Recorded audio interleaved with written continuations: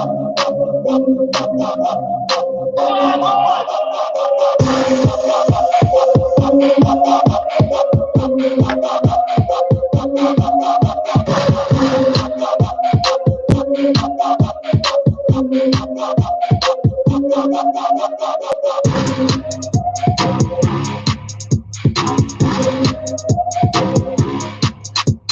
morning.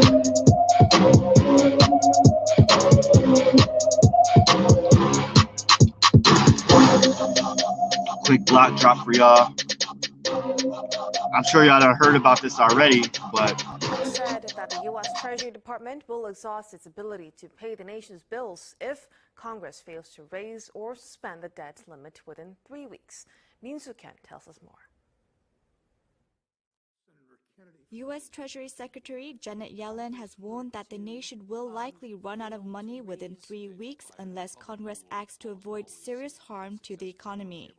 She said that the Treasury Department will be left with very limited resources and will likely exhaust its extraordinary measures if Congress fails to raise or suspend the debt limit by October 18th.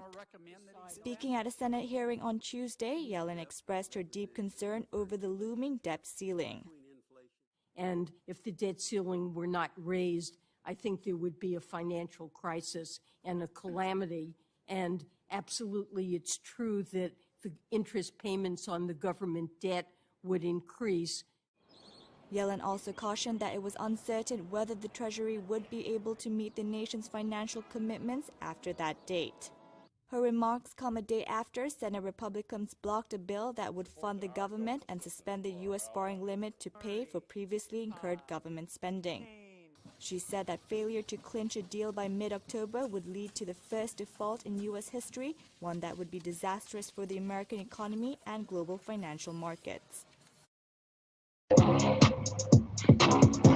so yeah, apparently we're running out of money. So people are scrambling to figure this out. Per USA, typical shit. For more information on that, definitely check out Facebook and our other means of social media because they're definitely talking about it. Now, U.S. immigration authorities have cut the frequency of deportation flights to Haiti to 1 day this week. 1 per day this week, sorry. The result of a sharp decline in the number of Haitian migrants trying to enter the U.S. Interesting. U.S. Immigration and Customs Enforcement operated as many as 7 flights per day to Haiti last week, returning more than 700 migrants daily.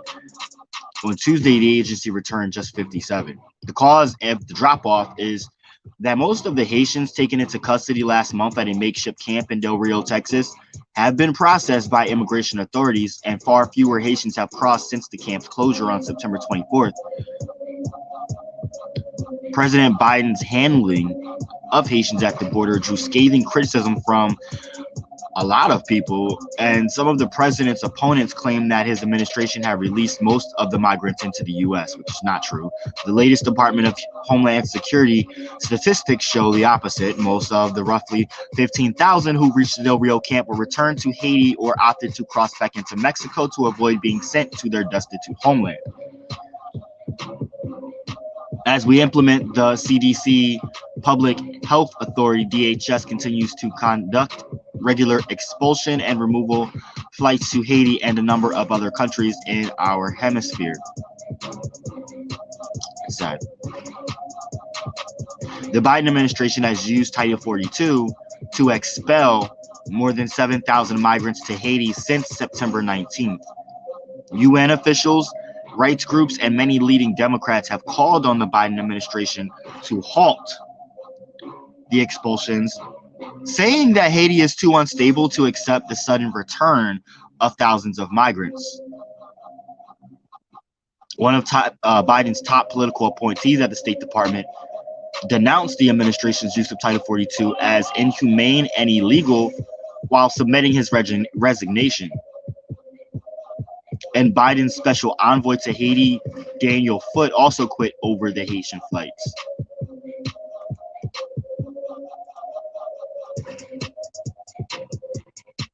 Definitely definitely check out the rest of this article.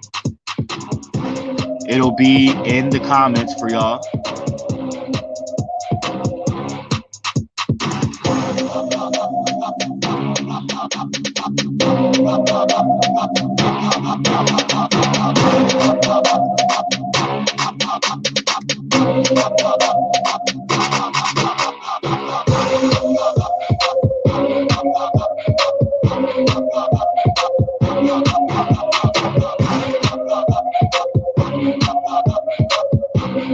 Hey, TikTok fan, Lady G here. In the past 7 days, 7 women of color have been shot in the St. Louis, Missouri area, which begs the question, is there a serial killer in St. Louis, Missouri targeting women of color?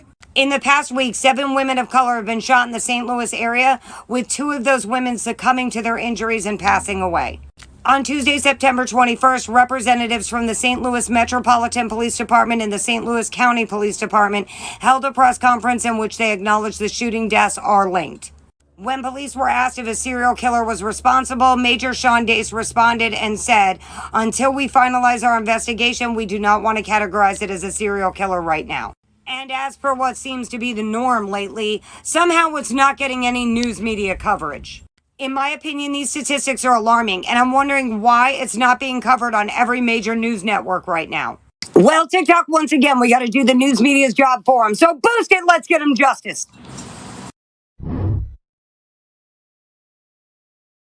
Please just remember that this is still going on, and we need to spread the word about this awareness. And also, early in September, in Pennsylvania, 3 Sharon Hill police officers shot into a crowd, killing 8-year-old Vonta Billady.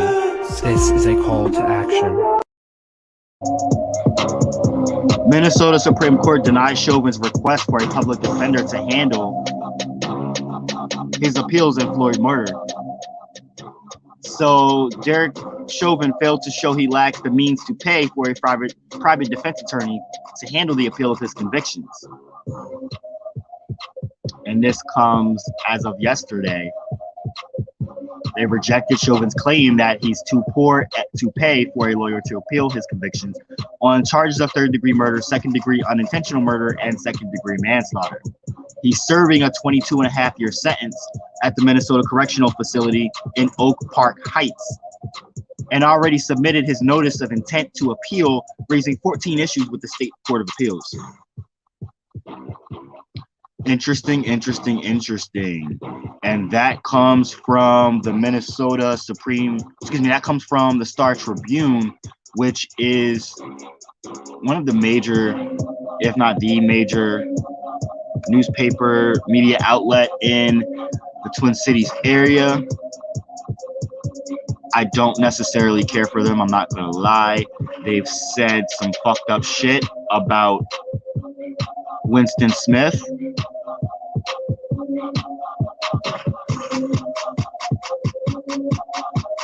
And I don't care for them, but this story was something that needed to be told. If it's something about George Floyd and Derek Chauvin, they tend to keep things legit.